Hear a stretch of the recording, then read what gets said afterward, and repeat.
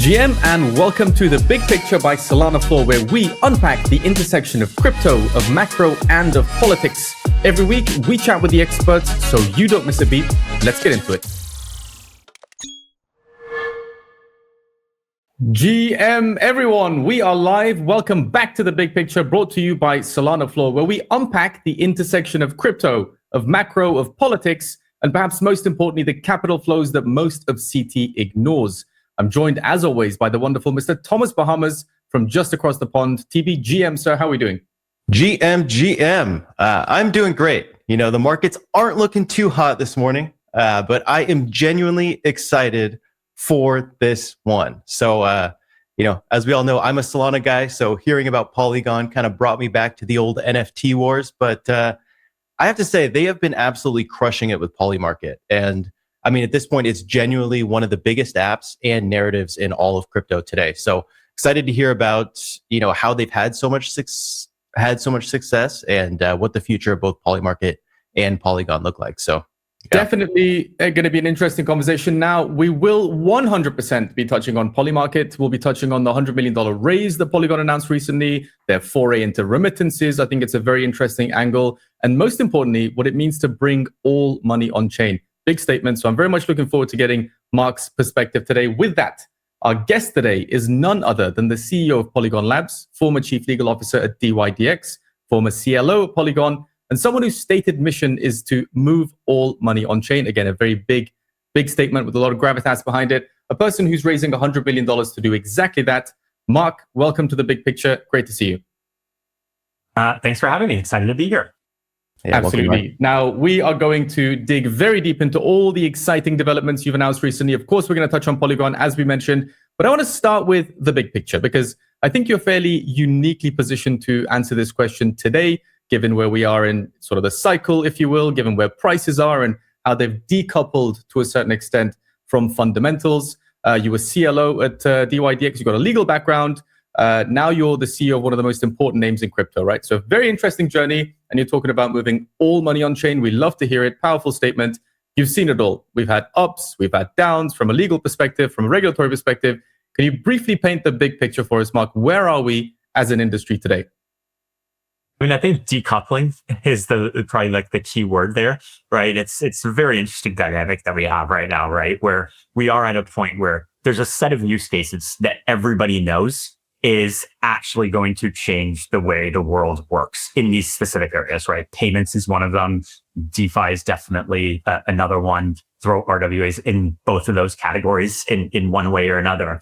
And these are areas that have very clear product market fit, demand for them in the real world. But we also see at the same time that, crypto prices are completely divorced from reality when it comes to where there's any traction in those areas. And I think that is, probably where the opportunity lies, frankly, for many. And I think that at least at Polygon, I personally don't even really feel like there's that much of a bear market. There is in crypto, but when I think of the amount of traction there is on, bringing money on chain. I mean, it's straight up into the right. And this is true for many in this space. And so, I actually think the space is in a fantastic spot, notwithstanding where crypto prices are at. That's a very interesting angle. So with that sort of macro take, the sort of big picture view in mind, then why would you argue that Polygon's in a better position today than it was, let's say, 2 years ago in terms of its ability to, bring more capital on chain, and to what extent, I guess, does it really feel like there isn't a bear market? Because from most of the sort of retail participants' perspective, that decoupling, that divorce of price and fundamentals seems to have a very serious emotional impact on people. So while it's great to hear that, Polygon's in a great position, if you could just sort of break it down for me, what's happened in the last 2 years as far as your ability to bring more capital on chain? I think I always split things up into strategy and execution, right? From a strategic perspective, my view is that blockchains are basically commoditized. I mean, the value of a chain that is 10 milliseconds faster than another one, for most use cases, completely irrelevant, frankly. It just doesn't matter. And when you look at like the level of decentralization, some like additional bit of decentralization, literally completely irrelevant for like real world use cases. And so you've gone to this point where, from my perspective, like blockchains are commoditized.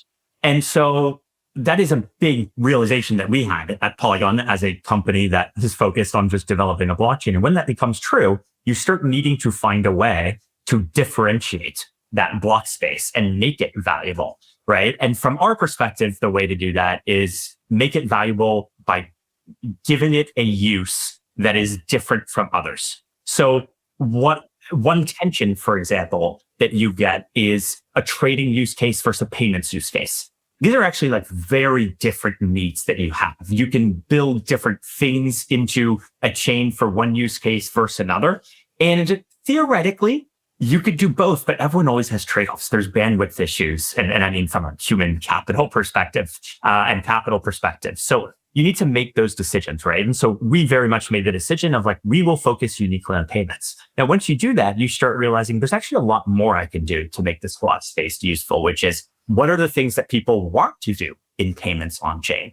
And really what they want to do is they want to be able to like more efficiently pay people, make it faster, cheaper, more opaque, less opaque, make it more programmable. These are the obvious like value drivers of like cross-chain payments, cross-border payments on chain, right? And so when we think of how we can offer that, for us, it was, okay, let's go actually acquire the licenses that allow us to do this. Let's go fully like vertically integrate a stack that allows us to make that block space as valuable as possible. And one of the things that like Polygon's done that's really unique that frankly the market doesn't realize yet is actually the way that we've approached this is a much more open way. So we actually, when we made acquisitions, and we did this very intentionally, we now support 50 different chains in like the solutions that we are providing.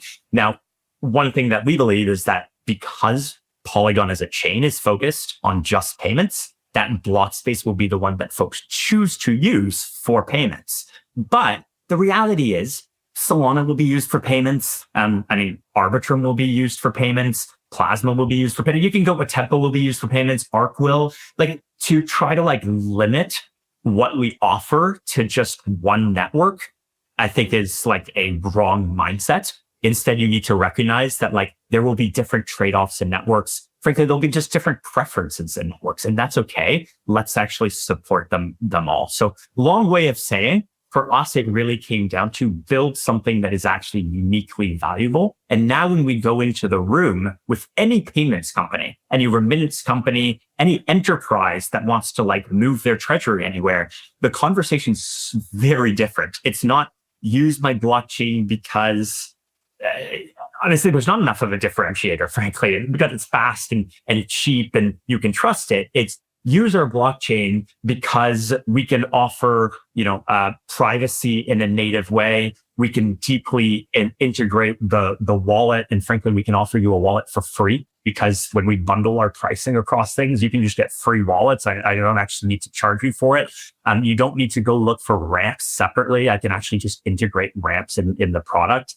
And now suddenly the conversation goes from, oh, you don't need to introduce me to 10 different vendors so that I can move stablecoins on chain on a network that isn't differentiated. Oh, no, you can actually just give me one solution that allows me to go from like zero to paying on chain immediately. And that's frankly why I think we're seeing like way more adoption on kind of just frankly like our world, because like the speed from like zero to like full integration is 4 weeks instead of like 12 to 18 months, which it's been historically. That's really interesting. Now, you and I are in total agreement that it's not a winner-takes-all world. I think that's safe to say at this point. The industry's been around long enough that definitely there's a big enough pie, and it is growing for other chains to exist, and that's good news. We're also in agreement that I think financial use cases seem to be sort of leading the charge at the moment. Whether that's going to change or not, we don't know. Another thing we don't know is the regulatory clarity. We've seen it peak, we've seen it trough. We've had, before we get a little bit deeper into Polygon and some of the raises and some of the investments that you've made, recently we had the pleasure of talking with Rebecca Rettig. She's also from a legal background. She works at Gito at the moment. Great conversation. The one thing that really stood out to me is that I sort of prefaced the question by saying, I don't think regulation is the sexiest topic. And she interrupted me and said, no, actually, regulation is very sexy. So we spent a long time discussing why that's the case. But I'm curious what your take is, given your legal background, specific to clarity. Now, what happens to Polygon? What happens to these financial use cases? What happens to the sort of total pie of financial use cases of crypto once clarity is 100% over the line? Is that going to be a massive unlock for Polygon? And are you guys sort of positioning yourselves for that turning point? Yeah, I mean, because we're focused on stablecoins, Genius Act was really, frankly, what we needed, and frankly, what opened the floodgates for just on-chain payments, period. And so to me, that was like a year ago is when things opened. I think the interesting thing about clarity is actually the discussion that is being had around it. And when you really think about it, think of the difference from like 2-3 years ago. Clarity Act is not a discussion on like, hey, should crypto exist? Should it be banned? How are we going to limit it so that we can't use it? Like this whole discussion about clarity is how good is it going to be for crypto? It's not like how bad, maybe it's how good will it be? This is like an amazing spot to be in when you think about it, right?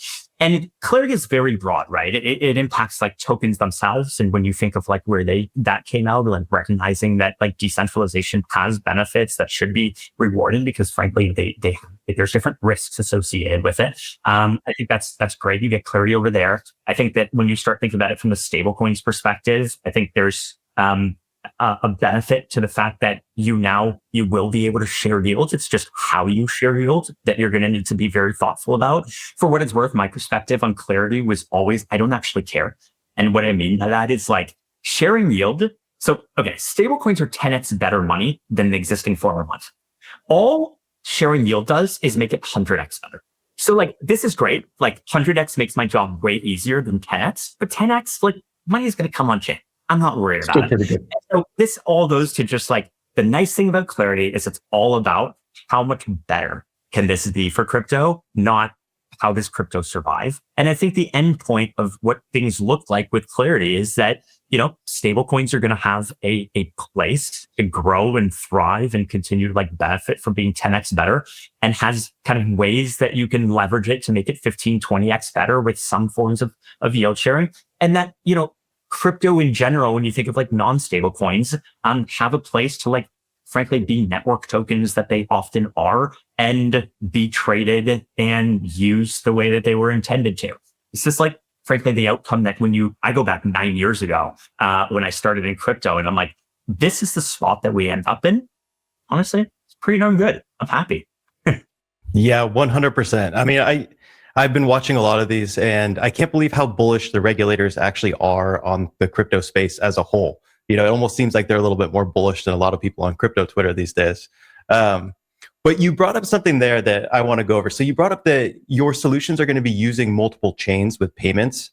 And, this kind of goes back to the idea that the chains are going to ultimately be abstracted away, right? People are going to be going for the solution. They're going to be going for the app. And whatever chain can kind of host it on the back end and work the best is going to be what people use. Is that finally coming to fruition? Like, what do you think? Like, what do you think about the chain actually being abstracted away? Is that what's happening? Yeah, I feel strongly that that's the case. I think like, one of the most bullish things for Polygon is the fact that most people don't realize that Polymarket is on Polygon. And this is like a weird statement, right? Because for a token, it sucks, right? But when you actually think about it from a technical and product perspective, this is actually a really good thing, right? Because it does mean that you can successfully abstract it away.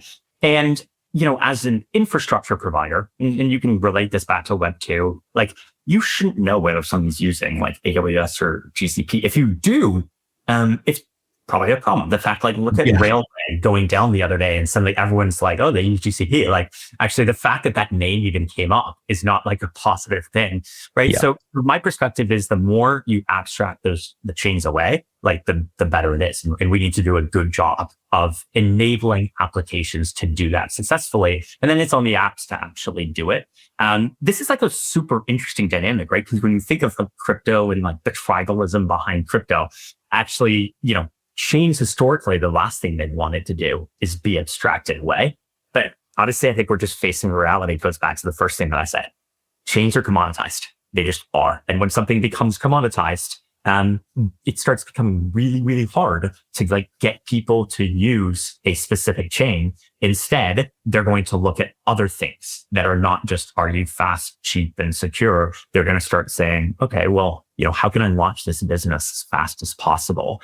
And I don't care what chain. I just want to do it as fast as possible. And like, is the tools that I need, like, so that I can easily pay out stablecoins and receive payment stablecoins and then secure them. And, are those things available on the chain? That's what people really, really care about. I think like the chains that have been established for a long time, their biggest benefit is actually the true network that exists around it. Like I say all the time, people are like, there's so many payments competitors out there for you guys at Polygon. And the first thing that I say is, hey, they can use any chain. That's fine. We've got technology that supports it.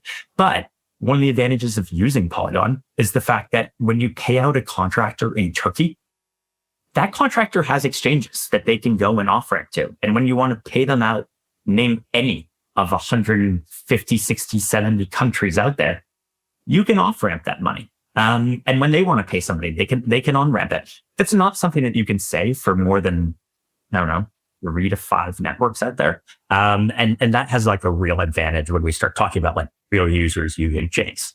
Yeah, 100%. I mean, when it comes down to it, users don't want friction, right? The less friction that they have, the quicker they can get to on-ramping to paying a friend, the better, right? Now, one thing that I wanted to go over, so there's been a big debate with like the app layer versus infrastructure, right?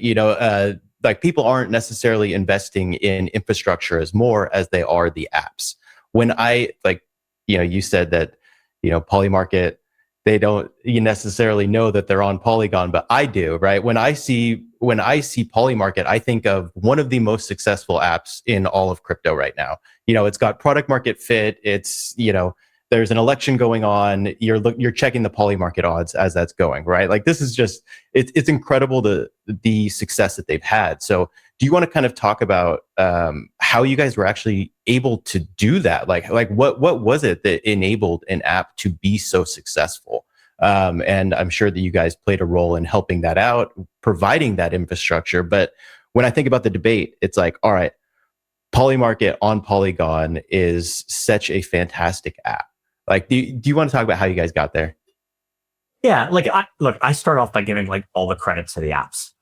Frankly, right? Like they're the ones who built that experience, and especially when they built that experience, you go back, like they had to. I mean, it's gotten better and better, but they had a very abstracted experience like 4 years ago now. That is not something lots of people were thinking about, right? So I think like the team deserves like a lot of credit for that. I think where like Polygon comes in and deserves credit for, again, is providing infrastructure that enabled them to do that. There's a lot of chains where it would be very, very hard to do that. They either don't have like the tooling that you need, or like other infrastructure pieces that you need, or frankly being too expensive to actually be able to abstract away gas, because you have to charge the user for it instead of being able to like pass it off, or just being too slow to be able to confirm trades fast enough, so on and so forth. So there's a lot of like those baseline things, but I view those very much again as like baseline things that you need to do as a chain. I think like probably the more interesting thing is the scaling part of it, right? Like, there's only 2 chains that have been tested at scale: Solana and Polygon. Like that's literally it, right? And so I think that for us to be able to like look at, frankly, the straight like upward projection and trajectory of Polymarket, and for us to be able to have supported them, I think is huge. I think we've probably 6x the capacity of the chain over the last 8 months. We lowered block times while increasing the capacity, and doing that on a chain that has about 6 terabytes of state is an insanely difficult thing to do. Like we often like look at new chains that launch and they talk about like, oh, we're able to do X, Y, and Z. And, internally we're like, man, we're doing that with like a chain that is not even in use.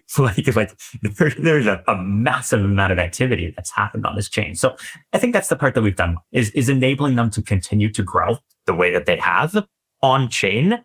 And that's just something that frankly, most chains wouldn't be able to do.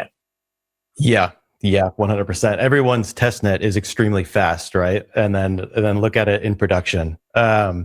Yeah, and okay, so speaking about that, you're talking about execution. Polymarket did come out. I do want to kind of talk about the future of that. I know that they were looking at a little bit more execution and looking for some more speeds on that angle. People were guessing what chain they were going to go to. I doubt that's the case. Do you know what exactly they were talking about and what they're looking at? Yeah. So we're very big. So like one of the things that Polygon has is a kit called the Polygon Chain Development Kit. We're very big believers in the idea that like at a certain size, it makes sense for an app to have its own chain. Now, the question is like, when is that the right time? Because there's usually two reasons why you want to do it. Maybe three reasons. One is you just want to control the environment. So a good example of what that would look like for Polymarket. Polymarket might say, I want X feature on this chain. Now, they have two choices. If they own their own chain, they just prioritize it however they want and they go and build it. If they're on Polygon, they have to come to us and say, hey guys, like when are you going to launch this feature? We then need to decide on, as a payments focused chain, do we do this thing for Polymarket or do we do the 100 other high priority payments things that we need to go do, right? That's a good reason to potentially have your own chain. The second one would be cost, which is like, even though Polygon is insanely cheap, you can run a chain at like $1 million a year or something like that and do like almost like unlimited transactions. Right? You're just like, it's literally, if you're using a centralized sequencer, it's basically like AWS fees, like pretty much nothing. And so that is the second thing. Like, there's no doubt that like, if you are a for-profit company who is just trying to like optimize cost as much as possible, you can optimize costs better with the chain. And so at a certain point, when your costs get high enough, you just say, hey, I should have my own chain, right? And then I think like the last one would be around like unique things that you can do around execution. So for example, you could tie like RPCs and like RPC like needed approvals with Oracle updates into blocks. Like you can tie all of these things really tightly coupled and effectively create this Web 2 experience, but like on chain that like you can't do in a fully like decentralized environment. So there's all these reasons why this would actually make sense for Polymarket. So my view is that there is a certain point in time where Polymarket will go do this. I like actually believe that. I don't know when exactly they will, but they will. The question is now the right time? And I view it as like, there is two of these reasons why they should do it. One is just being able to like fully control, what they want on their roadmap. And the second one is like a Web 2, like fully Web 2 experience that you can't.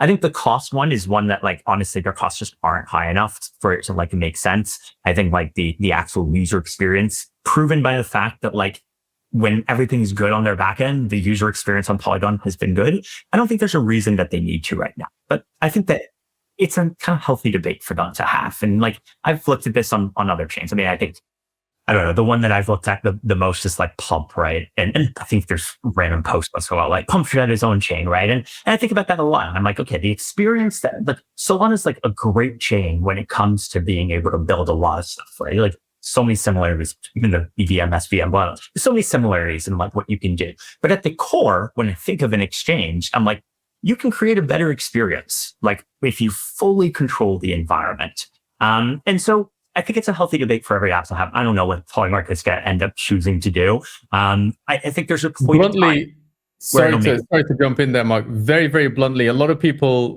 don't necessarily leave as much room for nuance in this discussion as we're having. And you rightly point out that there's many, many reasons why they would, and there's many reasons why they wouldn't do it in this sort of immediate future. When do you think it might happen? When do you think Polymarket reaches that stage where they've outgrown their shoes, so to speak? 12 months, 18 months, and even more bluntly, what does Polygon look like post Polymarket? Yeah. Look, I think when it probably makes sense for them to do it, 12, 18 months from now, like they will get to a point where like, honestly, like a shared chain isn't just good for them anymore. And there's too many things they need to prioritize. Call sheets breathing down their neck. There's a new like competitor like every day. Sometime 12, 18 months probably makes sense. If I have to guess it, like they're probably 100% planning right now for like what that would look like. Migrating from a chain is incredibly difficult to do, right? So like they're going to take a long time to migrate. Actually, like building that integrative and experience is a hard thing to do, but something to do. So like, yeah, I'd expect in some time like that. In terms of like Polymarket, like Polygon, what it's going to look like, I think Polymarket right now uses like 60% of the gas on the chain. So we're left with like 40% of the activity. I see like tweets all the time when Polygon's dead when Polymarket leaves. 40% of the activity on Polygon right now puts it in the top, I think, 6 chains still. People don't realize like just how massive Polygon is as a chain. And so in that sense, like, it has meaningful impact on like chain revenue. From our strategic perspective, we love having Polymarket on the chain. Don't get me wrong, but like we are focused on payments and everything that we build is for payments purposes. And I look at the pipeline of literally dozens of companies that are going to be using the open money stack that have signed contracts in the next few months. We will be filling block space pretty darn well with payments. And so I don't worry about that too much. I think like, well, 60% like customer, you should keep them happy and work hard to keep them happy. But strategically for us, like payments really is the focus and we're going to keep focusing on that. That makes a lot of sense. So payments, obviously a very, very exciting vertical. PayFi is a sort of categories emerging as this new sexy topic and talking point. And we love to see all the innovation that's coming out of that. So it sounds like you're working very hard on attracting, the next breakout app, if you will, or some category defining apps that will sort of plug that 60% hole 12, 18 months down the line, whenever that happens. Which verticals do you see the most opportunity in? And then I'd like to also talk about some of the investments that you'd made specifically, but payments is a very broad term. Moving money from point A to point B in the world can get very complicated. We know there's so many intermediaries and disintermediation is this beautiful idea, but very specifically in the world of payments and PayFi, what type of verticals excite you the most? What are you preparing for in terms of welcoming these new breakout apps onto Polygon? Yeah, I mean, to be frank, we're actually less focused on like breakout apps. I think when you think of Polygon, I say this pretty commonly. Like if you take the Web3 crowd and you say, what do you think of Polygon? Half of them are going to hate Polygon. The 25% are going to be like neutral on Polygon and 25% are going to love Polygon. If you go to the enterprises and institutions and you say, what do you think of Polygon? 100% will say Polygon is a phenomenal chain. And that's something that, we go back to 2022, 2023, when, Starbucks came on the chain and Nike came on the chain and Disney came on the chain and, Instagram came on the chain. Like there's a long history of like enterprises coming on Polygon. And so when I think of like where we are well suited, it's always been in the enterprise game. It's where we've been strong. And so we have kind of 3 kind of like ICPs that we focus on. One is just fintechs, just money movers, broadly. When I look at LATAM, we have a stronghold in LATAM, like no other. By the way, exclude Tron for P2P payments, like totally different needs, totally different animal.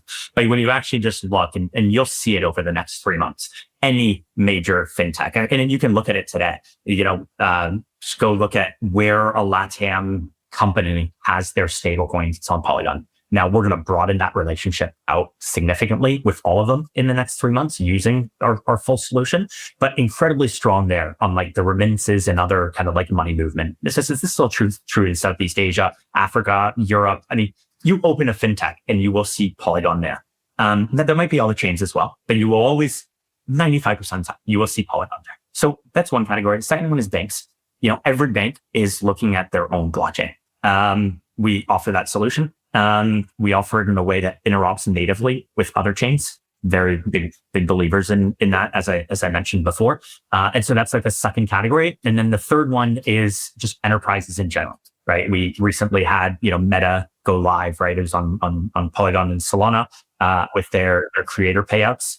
You will see a lot more marketplaces and enterprises going live on Polygon, not just the chain, but just using actually more of the open money stack or wallet solutions, interop solutions, ramps, so on and so forth. So those are like the 3 categories, like the core enterprises, the money movers, and then the banks. And they all kind of, I don't need to bet on the breakout. Like we fortunately have like the ability to go to like massive money movers who are moving billions of dollars and say, hey, let's work together. And the nice thing is, it used to be, and everybody does this, just to be clear. It used to be, hey, we give grants to get you to like come on the chain. Right. And like every chain gives grants to do that. We actually jumped because we actually have a value proposition that isn't used for commoditized block space. It's, hey, we will actually give you some wallets that you can use. We will give you ramps that are very unique because you can actually take cash, physical cash, drop it off at a Walmart or a CVS, turn that into stablecoins and send it home. That's something fantastic. I love the simplicity of that. Like that's exactly like what I want to see in crypto, right? Like the everyday person can just go in and use it. Now I have to ask this. I remember all of these announcements coming out, and these partnerships were fantastic. It was big names coming into crypto. I was excited about it. Like, what are these enterprises doing on chain? Like, what is it that they're using blockchain for? I never understood that part. Yeah. I mean, when you go back to like 22, 23, a lot of it was exploratory, right? It was like NFTs with the craze. And some of those things make sense. Some of those are coming back. You'll see them come back, like loyalty points, for example. Like this was something that was really big on chain. The reality is loyalty points are just fun. And I expect loyalty points to actually come back on chain and be used on chain for that exact reason. But other than that, it was things like rewards that represented, X, Y, Z. And I viewed it as like a way at the time, where you could get enterprises to get used to a blockchain so that it would evolve into something else. The reality is I actually think Polygon would be in a very different spot if FTX hadn't happened, right? Because what happened was like all those exploratory engagements basically just died with FTX. Everyone shut them down one by one, where Polygon had spent like 2 years kind of like building that up. And lots of stories of like FTX destroying tons of things. That was one example of it. The only good thing that stayed around is everybody remembers that Polygon was the place where those enterprises went. So I view them as like really like their Web3 exploration. Now we're in just a different spot. Everyone knows that like they can actually benefit themselves and their users through stablecoins, and they've just done away with the exploration. They're like, okay, we're going to go do this then. And it's completely different engagements now. Yeah, I think there was even some companies that were using stablecoins on the back end, and they weren't promoting it or telling anybody about it, but they were just using it because it saved them so much money that it just actually made sense for them to do that. And I think that's the word that's spreading around. So I think that, as we've been talking about for a long time, the success of stablecoins is unreal. And I know that you guys have been doing a lot for this. I know that you've been investing in the open money stack. Is that something that you wanted to kind of go into a little bit? I know it was Coinme and Sequence acquisitions, and this seems like exactly like the stack that you've been pretty much describing. Is that right? Yeah, it is what I've been describing. I mean, our vision. So we hired John Egan, who used to lead crypto at Stripe. He came over to us 6 months ago. And he very much comes from like the single API kind of like Stripe background. And that's from like a product perspective that is like really good to have in our mind. And so that's been kind of what we've been focused on, is building this open money stack that is a single API that has all the services underneath. And one analogy that I can give is if you go back to like the early 2000s and you think of like AWS. Right. And we get this question a lot, is people would say like, hey, like you're trying to compete with all of these people doing payments through the open money stack by having just like one stack that they use. But like, these are lots of different services. And when you went back to like AWS back then, you'd look at like these different things like databases and storage and like all these different pieces, and you'd be like, that's a different business. And then suddenly what AWS does is throw it all into like one single product. And the reason that worked is because all of those things were commoditized as point solutions. And this is exactly where we're at. And this is why you're seeing all the sales, right? Think of like the point solutions wallets. I honestly don't really know of a wallet who is not currently like for sale right now. And especially like wallets as a service. And you've seen Privy sell, Dynamic sold to Fireblocks, Sequence sold to us. You see the same thing on the ramp side, right? You've got Vegan Case, MasterCard, Bridge selling to Stripe, Coinme selling to us. I think Zero Hash has multiple times had rumors of being acquired. It's because they can't compete anymore. When I go up against like somebody and I say, hey, here's the open money stack, where in 1 4 to 6 week integration, you can get the chain that you need, the wallet that you need, the ramps that you need, the interop that you need, the stablecoin that you need. You can get that all in one contract, one set of SLAs with like one partner and go live in like 4 to 6 weeks. Or your alternative is go talk to one point solution on a ramp, which is not differentiated. Go talk to one wallet that is not differentiated. Go talk to one blockchain that is not differentiated. Go talk to one set of interop. And by the way, you literally talk to like 20 different companies when you do this, and you take like 6 to 12 months just talking to them. And then you get super confused when you're not Web3 native, like an enterprise. And then you don't do anything. Or if you do it, you do it 12 to 18 months later. You're left with these two choices. And like some of the open money stack looks pretty obvious. And frankly, that's kind of the traction we have seen in the last like 2 to 3 months. You never know how things are going to look. But as we built this out and brought design partners on, it's become very evident that like people have been wanting that solution. This is something Stripe's trying to, right? Obviously, Stripe's got Tempo-ish, got Privy, got Bridge, this same vertical integration play. And so I think the market's seeing that that's in demand.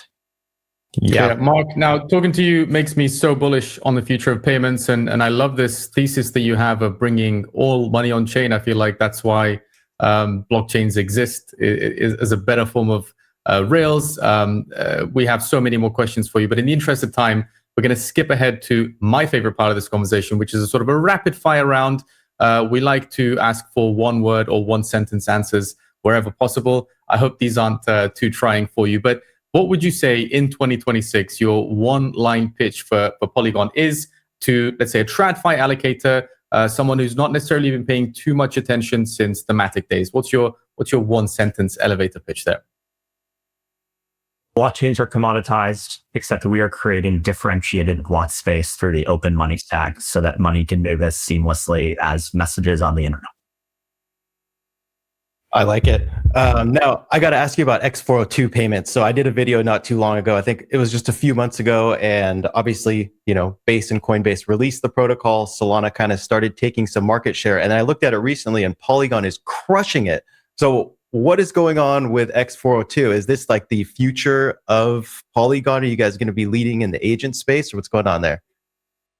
Yeah, I mean, I think it ties into, again, the open money stack. So not only is there the open money stack that's actually vertically integrated, we actually released like an agent kit that actually has the ability to interoperate cross-chain, uses the Sequence wallet that we acquired, execute transactions on chain like very seamlessly. So look, this is an area that like I view a little bit as a side project. And what I mean by that is like, look, agentic payments are going to be massive. There's zero doubt about it.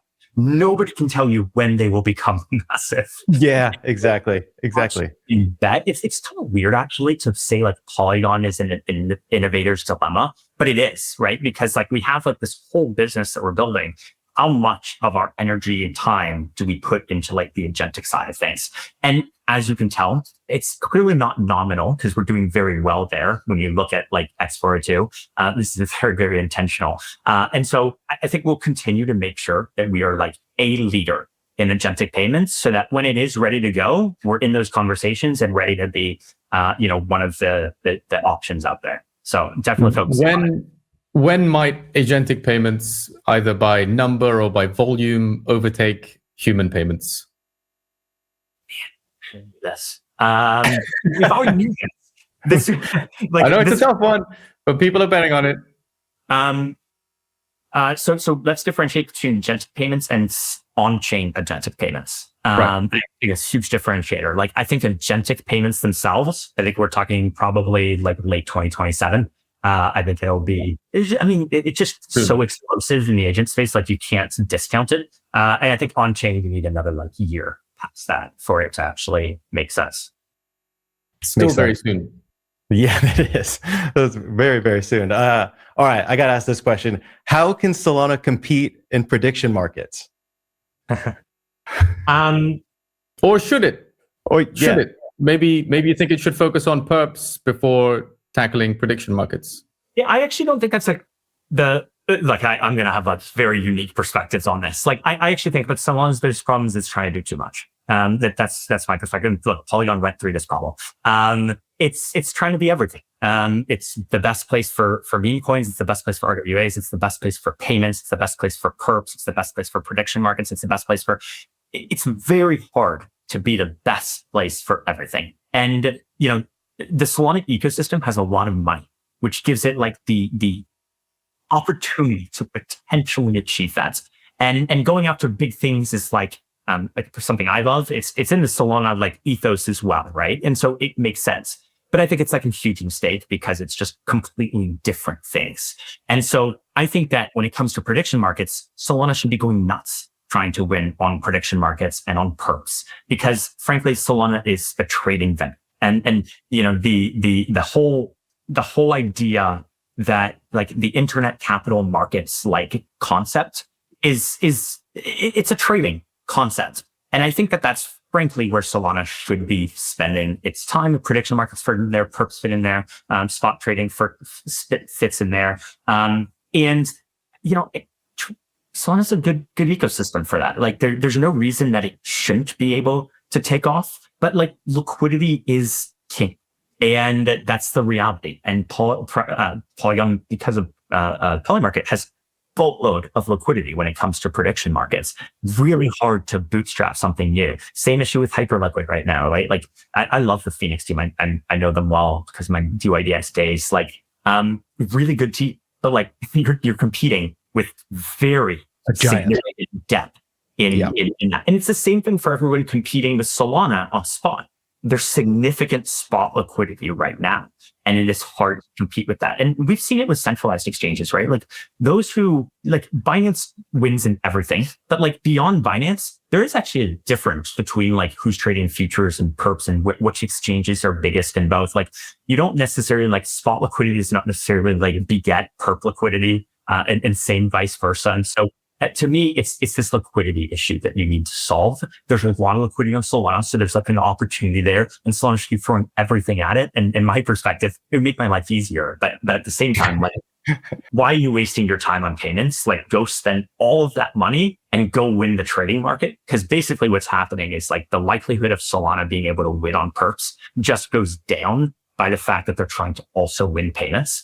Right. And like also trying to win in, whatever, all the other areas that they like want to win in, like go freaking win perps, go freaking win prediction markets. If that's what you want to do, go maintain your lead in spots, which I think they're doing a good job of. So yeah, I think they're just trying to do too much. And if they were to just focus on those, they'd probably do really well. Okay, that is great feedback. Mark, I wish we had all day with you. This has been a great conversation. I'm going to ask one final question. Feel free to drop a yes or no answer. And then I do believe you have to leave us. Unfortunately, the question is quantum computing an existential threat to crypto? Yes or no? Yes, for sure. It's like it makes a spiritual threat to like basically everything that has to do with cryptography. So yeah, I think it is. But honestly, smart people solve these problems all the time. Like like everything's existential in this world until like humans choose to solve it, right? And like humans will just choose to solve this, and they are. Like we look at it specifically. The Solana team's looking at it. Theory, this will be solved, but it is existential if nobody solves it. Excellent. You had me worried there for a second, Mark. I thought it was time to pack up and pivot to AI like so many developers and founders have in the last sort of 6 to 12 months. But that is great to hear. I do agree with you that when enough people reach that sort of critical mass, we can definitely overcome the quantum computing threat. Mark, I want to thank you so much for making time to talk to us today. It's been a great conversation. I'm even more bullish on payments, even more bullish on all the money in the world coming on chain after this conversation. Hopefully we can continue this a few months down the line. Any final words you want to share with the people of the on-chain economy going forward? I know you're going to probably be releasing some more updates about the acquisitions that you made, about acquisitions that you have in the pipeline. Any final words on where people should go to follow along with the updates? Yeah, just go check out the Open Money Set. That's really it. We'll be officially releasing that API in very, very shortly. So that's it. And please have me on here next time again, because like my goal is to leave this and for you to say, I'm really bullish on payments and I'm really bullish on Polygon. That's like my goal. But no, I'm just kidding. So that's my promise to you for the next conversation that we have in that case. But we do have to continue it because 45 minutes just simply isn't enough. We have way too many questions. There's so many topics to cover. But Mark, thank you very, very much for joining us. Really, really appreciate it. Enjoy the rest of your day, and we will certainly be in touch. Now, ladies and gentlemen, don't go anywhere. A couple of updates from our side while Mark unfortunately departs our call. We are going to be back tomorrow with the weekly news recap, same time, 11 a.m. Eastern. Also, next Thursday, we're here with another episode of The Big Picture, of course, talking to Jito next week about some of the developments that they have announced recently in terms of exchanges. Big updates coming from them. Mark, once again, thank you so much. That's the big picture for this week. Now, please remember that nothing in this show is financial advice. If you have any guest recommendations, do let us know. Subscribe to SolanaFloor to make sure you never miss an episode, and we'll see you all next Thursday.